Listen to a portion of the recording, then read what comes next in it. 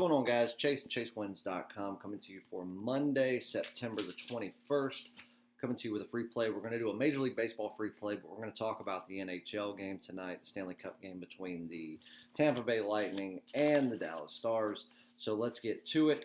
Did not get a chance to get a video up this weekend.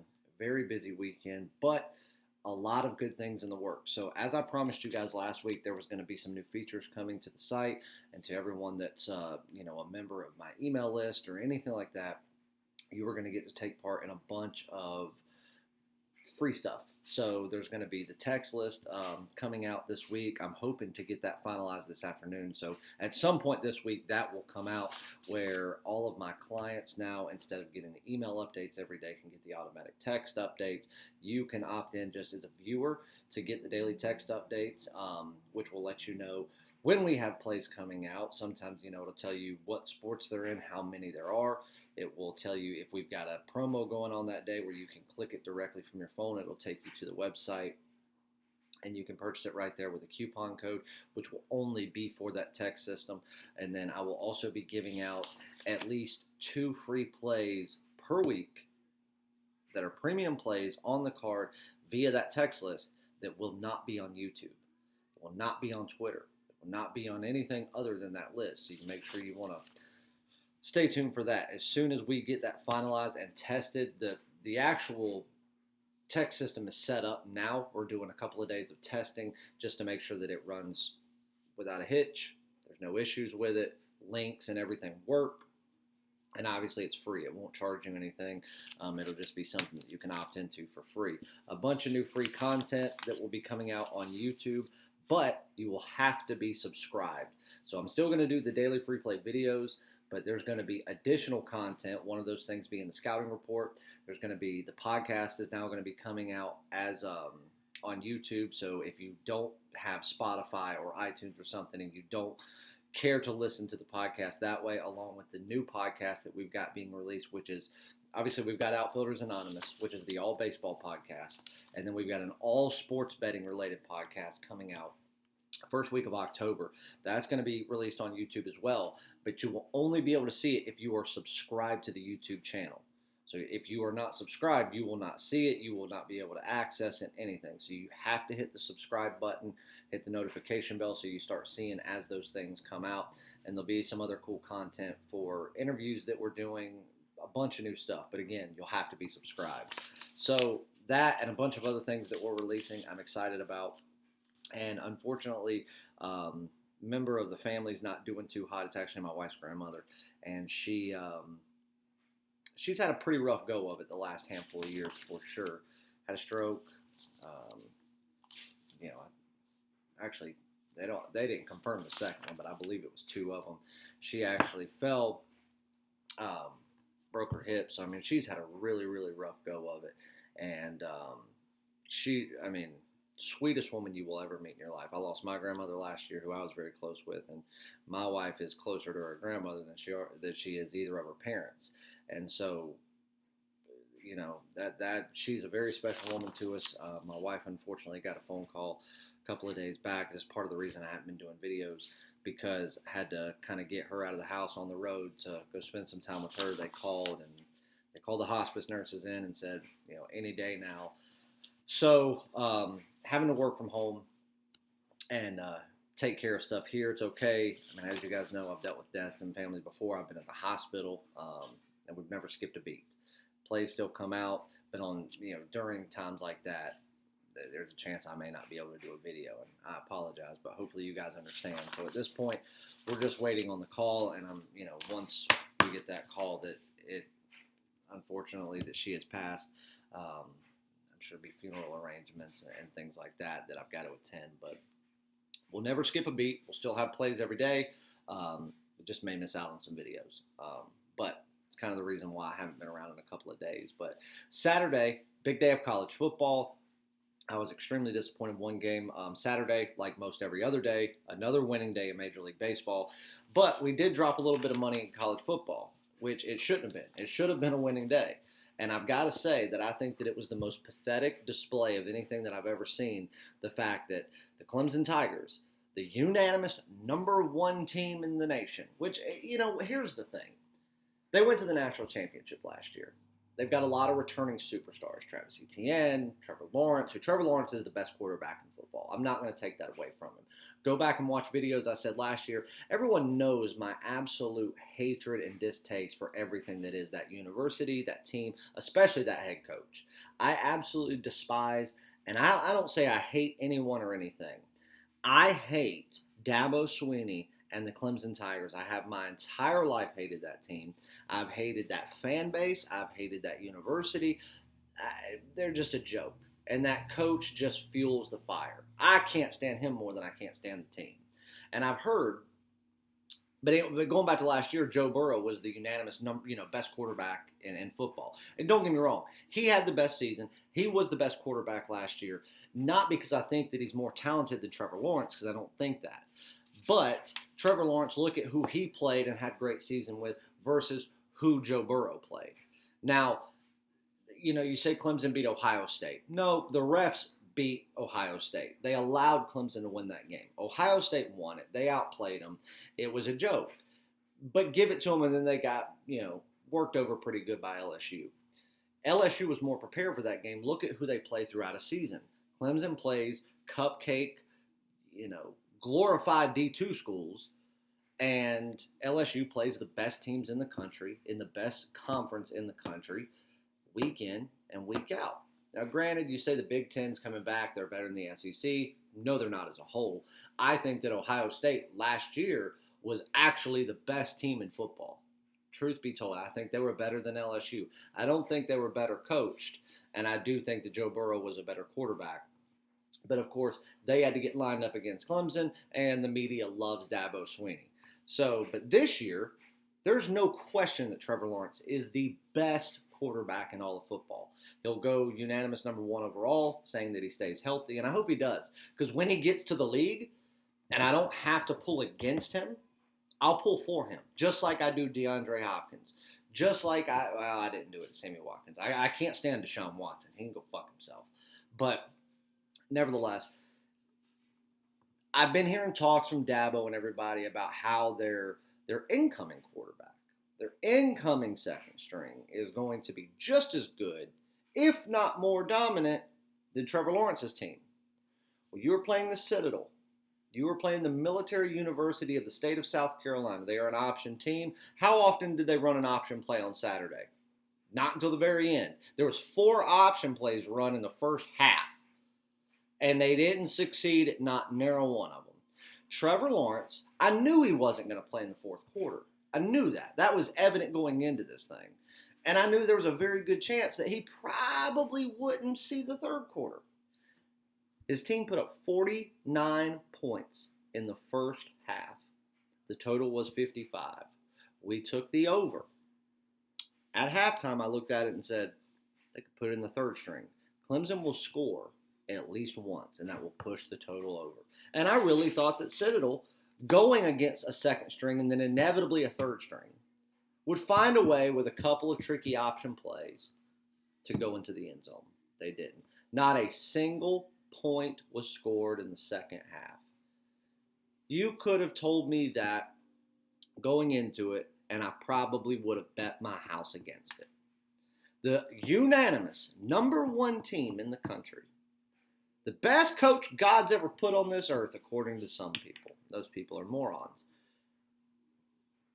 The best of the best of the best of the best with a second and third string coming in that's going to be even better against a team that is only playing 4 fucking games this year. 4.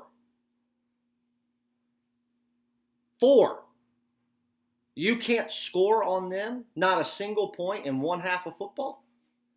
So we lost that game. That's one I can't accept. I can't accept it. I'm not over it. It's ridiculous. Now, getting past that, we had UCF. Where someone came up with that line was beyond me. But we took that. That was an easy win, start to finish. That one was never in doubt. Took Louisiana Tech plus 5.5. They won outright. That one was never really in doubt. I did take Louisville. Took Louisville. And the thing is, I'm okay with that loss. That one was really a coin toss as to what team was going to show up because both of them are still a bit rusty and both of them are much improved from last year. You are seeing a Miami team that we haven't seen in a long time. Miami's got a great quarterback. Miami's got a good defense. Miami's got a fast offense. Now, the problem is, go back and look at last year where a lot of these offensive pieces were there, and as much speed as they had, they couldn't use that speed to their advantage because they would always make mistakes. They came ready to play on Saturday. Now, if you ask me, even after that game, who do I think the better team is? I think the more well-rounded team is Louisville. I think that Louisville has the better quarterback overall because I do think that, truth be told, outside of Trevor Lawrence and maybe Sam Powell of North Carolina, that he is, well, no, I think outside of Trevor Lawrence, they may have the best quarterback. At being a quarterback, at throwing the ball and doing what a quarterback should do, he might rank fourth. But as far as putting points on the board and leading the offense, he's second best in the ACC, in my opinion. I just don't think that they came ready for what Miami had. Miami was firing on all cylinders. Now look at what they did. Miami really never started to make mistakes, and Louisville came back, made a game of it, and really held their feet to the fire. Miami was just a little too much for them. People are going to be on that Miami bandwagon going into this Florida State game. They're not high on Florida State. They're not high on his new coach. He's got COVID or whatever. He's isolated. They didn't play. The world and people in another universe are going to be on Miami next week. Mark my words. They are going to take Miami versus Florida State. I can tell you this. Right now on paper, Miami has a better team. Florida State is better coached. They're better recruited.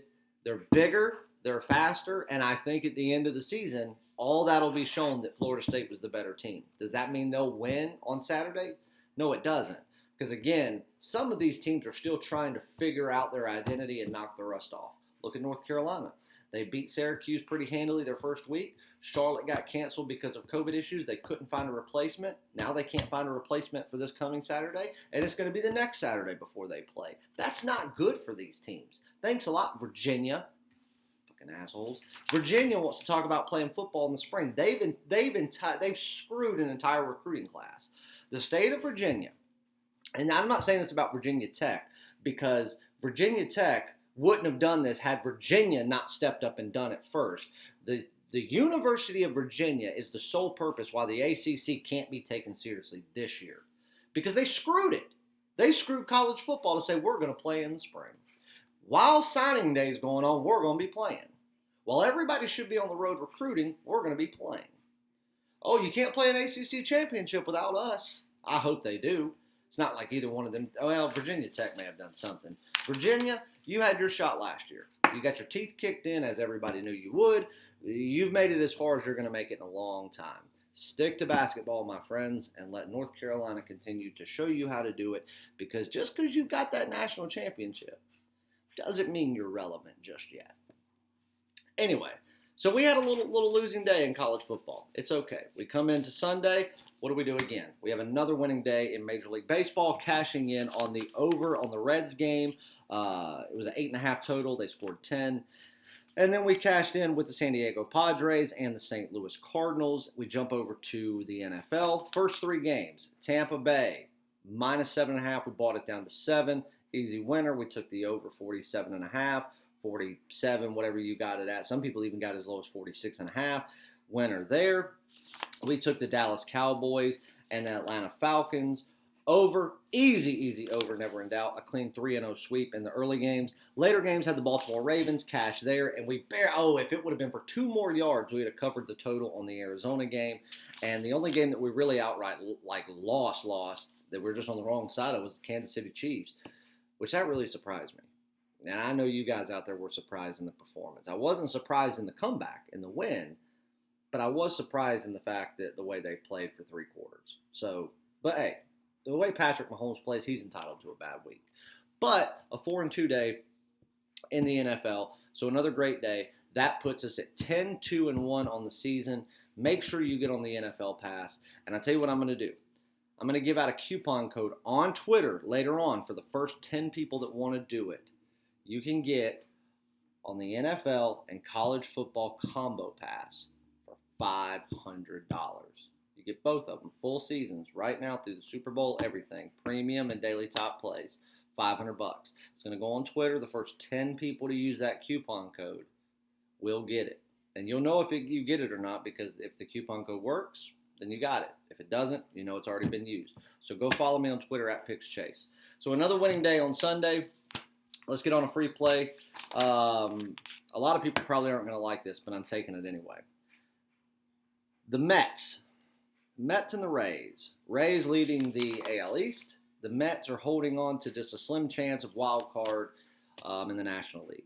The Mets can still do it, but them losing to the Braves yesterday really, really hurt their chances. Now, again, it's still possible. It's not mathematically impossible, and they have their ace going up, Jacob DeGrom, tonight. So if any game they were going to win, it would be tonight. Now, looking back in years past, what have we seen? When Jacob DeGrom goes on the hill, you know other teams aren't going to score. But the problem is Jacob DeGrom never gets run support until 2020. As if it wasn't a weird enough year anyway, Jacob DeGrom now gets run support. Who'd have thunk? So now he's getting run support. For the better part of the year, he's gotten pretty impressive run support. And the Mets are a good hitting team. That little 1-2 combo of McNeil and Alonso is one of the best 1-2 punches in the National League. They're in the top 5 for sure. So the fact that I know that they are going to draw hit, because again, what are we going to have? We're going to have what did I just say just the other week? Fairbanks and Fleming, that 1-2 combo right there. They're going to do it again. The Mets are going to generate some hits. Let's hope they can cross the plate. I think that with the way they are hitting, with the way DeGrom is getting run support, a total of sitting at 6.5, the Mets could do alone. It's not saying they will, but I don't think 4 to 5 runs is even a stretch for them. Not with the way their offense has been playing for the past total of 10 days, and with the way DeGrom's been getting run support. Now then you say, okay, well, DeGrom will shut down the Rays. I don't know that he will. He should, and he most certainly could. And even if he does, if he shuts them down completely and were to pitch an entire game, I still think that the Mets, that'll give the Mets even more run support for him. That's just the way this season's gone for them. But I think that DeGrom could give up a run, maybe 2. And I don't think that if the Mets are looking in the 5th, 6th inning of this game, maybe the 7th, and they're saying, okay, we got a solid lead, everything's looking good, the bats are hot, we're doing well, we should win this game. Because remember, DeGrom had a little injury stint. They don't want to risk him for next season because, again, with Thor going, we don't know what he's going to do. With Tommy John, chances of him seeing a ball next year are slim to none. You do not want to give up your ace by pushing him too hard in a season that it's slim to none you make the postseason anyway. And if you do, with a wild card spot in the National League, say you win wild card, then who you got? The Dodgers? Good luck. Good luck. So knowing that no matter what, your season is all but over, whether you extend it a week or not, it's over. And they know it. They're not going to, with this, the way they've extended the playoffs and allowed series to come in and stuff like that, and have the wild card series and all this horse shit, again, I don't agree with it, but I also didn't agree with the whole format of this season. But now, you're not going to see the Washington Nationals, who were probably the worst playoff team in the National League last year, squeak by on basically a Hail Mary of a wild card game and then take it all the way to the World Series. It's not going to happen. A good team is going to win the World Series this year. I told you who I thought it was. I've been telling you that since literally the day after the World Series of 2019. I think that we could see a couple of runs by the Rays with DeGrom, and I think that if DeGrom gets pulled by the 6th and we get more than 2 innings of relief from the Mets, then I think that could push another one in.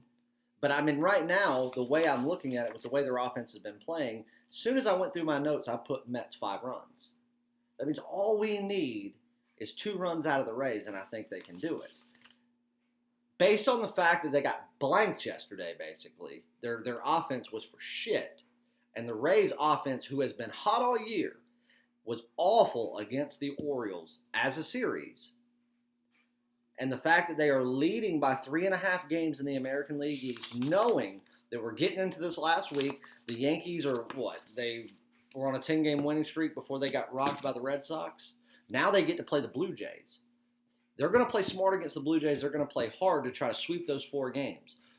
If the Rays do not win a handful of these games, who's to say that they drop out of that leading spot in the AL East? It's possible. You have teams that have already clinched everything. They're clinched. They're in. They still have a lot to play for. And one of those is Tampa Bay. They need to win a couple of games. They're not going to say, well, it's DeGrom. Let's wait till tomorrow. They're going to try to go play, and they're going to try to go win. I don't think they're going to win, but knowing what the Mets have to play for versus the Rays, we could see something. It really depends on what DeGrom does and how long they let him do it. But either way, I see run support for the Mets and DeGrom, from the Mets for DeGrom, and I see at least a couple of runs by the Rays. I feel like their bats will come alive a little bit more than they have against the Orioles. Again, they were waiting for that pitch against the Orioles. With DeGrom, they know that pitch isn't going to come, so it's swing for the hills, hope that he hangs one over the plate, and you get some runs. That'll be what it is. So 6.5 is just too low. I think the total probably jumps back up to 7 by game time. But right now, we can take over 6.5 for $1.20. I'm taking it. That's a premium play. I've got more totals going on the card. We have one NFL play for tonight. And then as far as the NHL game, again, it's a coin toss. My pick is still the Tampa Bay Lightning to win it all. It has been since day one of the season. I'm not going to change that until they lose it all. Right now, they have the better goalie going in tonight. The score was closer than it led on the other night. They had the empty netter. So, again, I think we could be seeing a low-scoring game. The total's sitting at 5. If you could get it at 5.5 without having to buy up, I think that a small play on the under wouldn't be a bad idea. But right now, the money line for Tampa Bay is sitting at $1.45. $1.50 or anything under, I like Tampa Bay. And if they lose this game and the Dallas Stars figure out a way, then that's really, really going to make it very difficult for Tampa Bay to win a Stanley Cup. They've come too far for too many years to not win it. I mean, they've been playing this game since 2015, since when they lost to the Blackhawks. Ever since then, Tampa Bay has been a front runner in the East every single year. It's time for them to hoist that cup.